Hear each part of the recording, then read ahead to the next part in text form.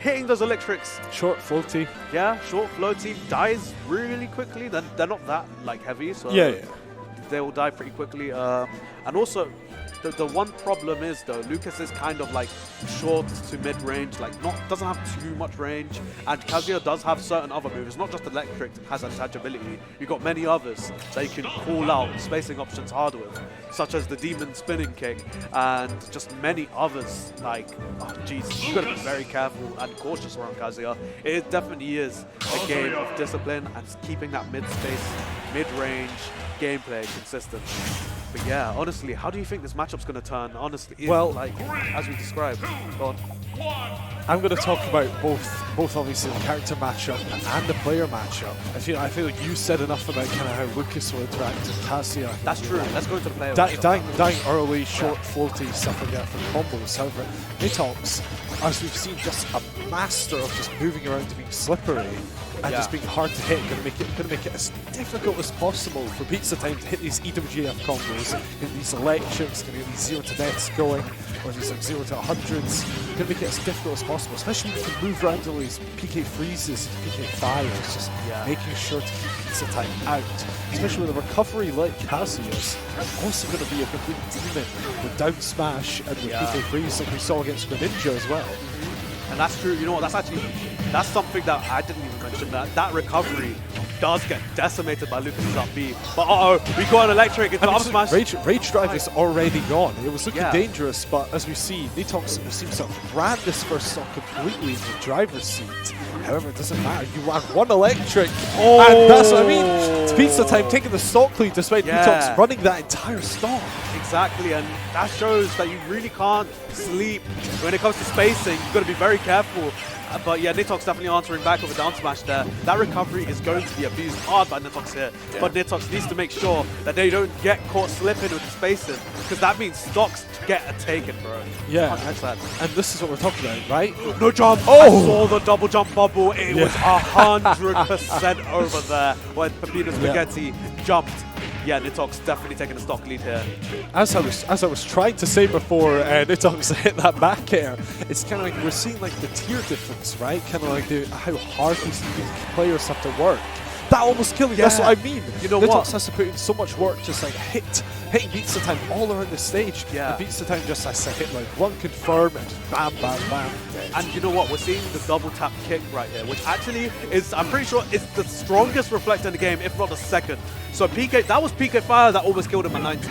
Would you believe that? Like, it's honestly insanely strong. You've got to be very careful when you're Nitox. Can't even use projectiles safely versus Kazuya.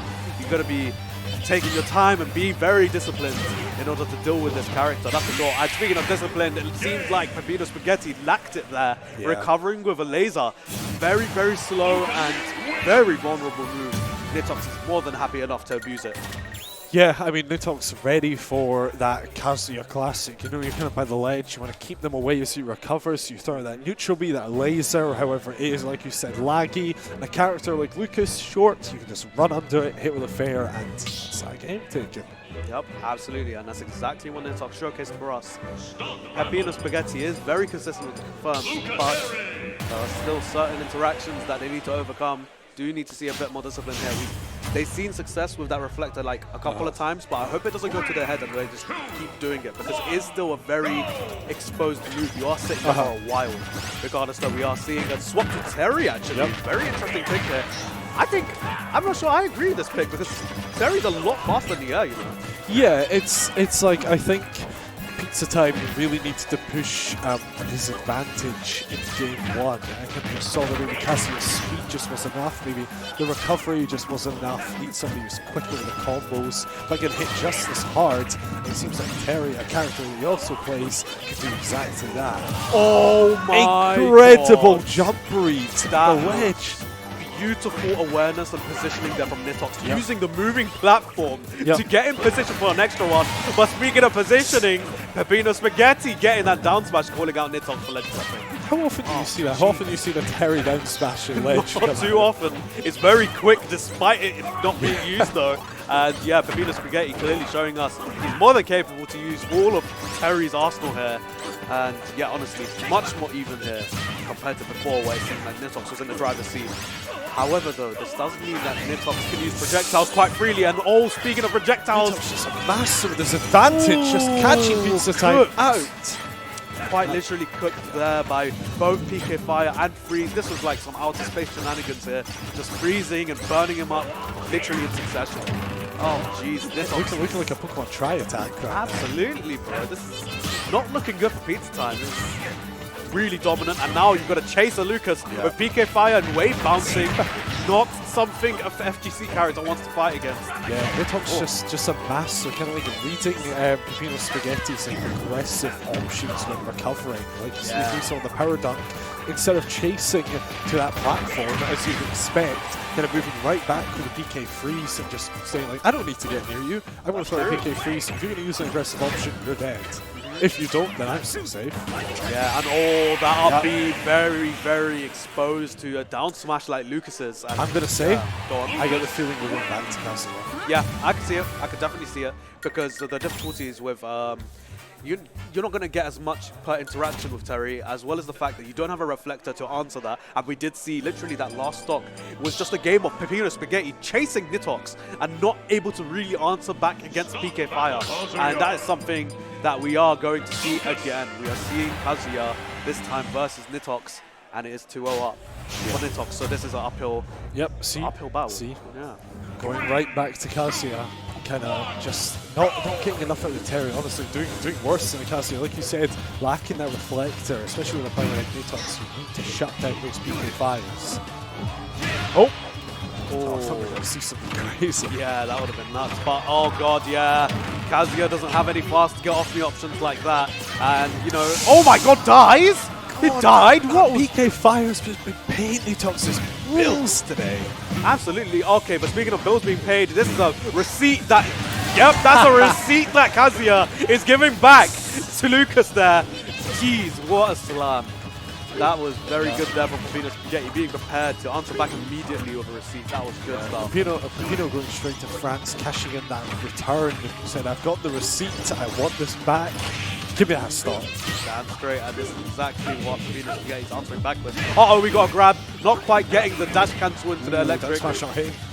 Yeah, now it seems like Pepino is far more comfortable, if I do say so myself. And yeah, this is a lot more measured gameplay here from Pepino Spaghetti. Look at that, just dashing back comfortable into space. Not just being uncomfortable and dashing in. Look at this, it's a lot of discipline here. Nitox is just being satisfied with what he has, but Pepino Spaghetti not just running in. Oh god, those lasers, they heal so much. Just so ready for these lasers. And did you see the percent it healed? It was like almost 20%. That's so much. We saw the same thing versus the Terry, that power wave. Just absorbing that as well. Nitox just so ready in that mid to long range to absorb those projectiles. Okay, you know, if anything needs to even up right now is that rage drive, but I'm pretty sure Nitox is very aware of it. Yeah, not letting him get close at all. You're saying, like, fight through these PK fires if you want to do that rage drive. Oh, it's gone. It's gone. There we go.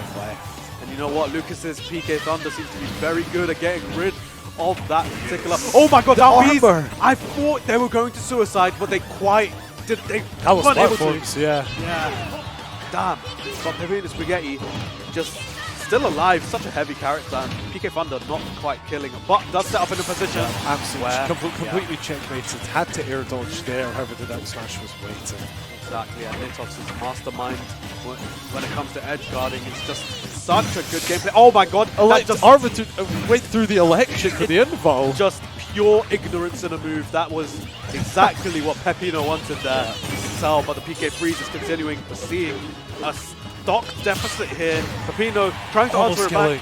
Oh, that drop kick is so quick, you know, and it goes really high. It feels like this. It feels like this entire set is just been Pepino just chasing Nitox around the stage. Oh yeah, and we do get an unsafe Zair there from Nitox. Rarely getting punished, but we do see Pepino actually up being immediately. Very good stuff there from Pepino, and Nitox needs to be disciplined here because this is a very dangerous situation. We've got Rage Drive, which does 40%, more than enough to get into kill percent there, or you know what happens. Very dangerous stuff. Very dangerous stuff. Yeah, this is the most dangerous part for Nitox. You have to keep everything airtight. You cannot let up for even a second. Even if you're 151% up, you cannot slow down until you see that game. appear on screen. Yeah, and if there are any holes in that, it won't be airtight, and that means you're going to take an electric, and we know what electrics do in this game. They crinkle you and make you just suffer and fold, exactly, and we do. Gentle to grab. Stock there, no! White Kazuya, big boy!